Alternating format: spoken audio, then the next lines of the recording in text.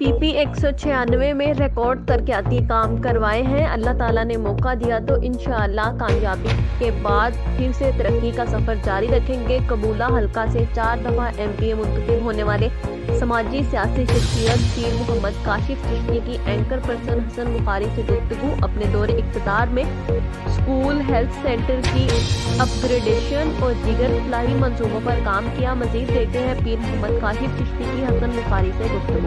جی میرے ساتھ اس وقت PP 195 کے سابق MP جو اسی حلقہ سے تقریباً 4 دفعہ MP منتخب ہوئے اور اس حلقہ میں ریکارڈ ترقیاتی کام کروائے، ان سے جانتے ہیں کہ 4 دفعہ MP منتخب ہونے کی کیا وجہ ہے، حلقے کی عوام سے پیار اور ترقیاتی کام کے حوالہ سے، اور آئندہ الیکشن میں آپ کی ترجیحات کیا ہیں؟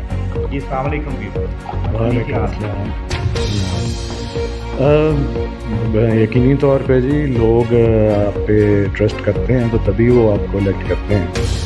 تو ہمارا تو اس علاقے سے کیونکہ ایک بہت پرانا چلا آ رہا ہے فیملی، میرے والد صاحب بھی 4 دفعہ ممبر رہے ہیں اور پھر اس کے بعد لوگوں نے مجھے بھی الیکٹ کیا اب 4تھی دفعہ یہ جو لاسٹ اسمبلی گزری ہے۔ تو مین تو یہ ہے کہ اگر آپ سمپتھیٹکلی لوگوں کی بات سنیں، ان کے مسائل حل کرنے کی کوشش کریں تو یقیناً پھر وہ آپ پہ ٹرسٹ کرتے ہیں اور آپ پہ ٹرسٹ بڑھتا ہے اور پھر وہ آپ کو دوبارہ الیکٹ کرتے ہیں۔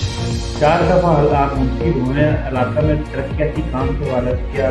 ترقیاتی کام سے تو یہ ہے کہ جتنا زیادہ ہو اتنا کم ہے، کیونکہ ہمارے مسائل اتنے زیادہ ہیں، کیونکہ آبادی سب سے پہلی چیز تو ہے کہ آبادی زیادہ ہے اور وسائل کی اتنی کمی ہے، تو اس کی وجہ سے یقینی طور پہ پورے مکمل کام تو نہیں ہو سکتے جب تک کہ آپ ایک خاطر خواہ بجٹ نہ ہو آپ کا۔ لیکن یہ ہے کہ ہماری کوشش تو یہ رہی ہے کہ تمام جو حلقہ ہے اس میں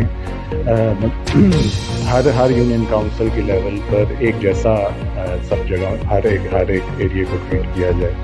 یعنی کہ پچھلی دفعہ جیسے میاں شہباز شریف کی پالیسی تھی گرین روڈز کی، جو کارپیٹ روڈز آپ نے دیکھے ہوں گے، تو وہ کچھ حلقوں میں ایسا ہوتا ہے کہ لوگ ایک ہی جگہ پہ سارا دیتے ہیں۔ ہماری کوشش یہ تھی کہ ہر یونین کاؤنسل میں کم از کم ایک سڑک جو ہے جو مین ان کی شاہراہ ہے وہ کارپیٹ روڈ ہو جائے تاکہ لوگوں کو کچھ سہولت ہر ایریے میں پہنچے۔ تو متوازن طریقے سے ڈیولپمنٹ کرنا آئی تھنک یہ بھی ایک بہت ضروری ہے، کیونکہ آپ کے پاس اسکیئرس ریسورسز ہیں، ان کو آپ نے پرائیورٹائز کر کے اس طرح سے لگانا ہے کہ تمام علاقے کو فائدہ پہنچے۔ کاشف بھائی، آپ نے اپنے دور میں اسکول اپگریڈیشن کروائے؟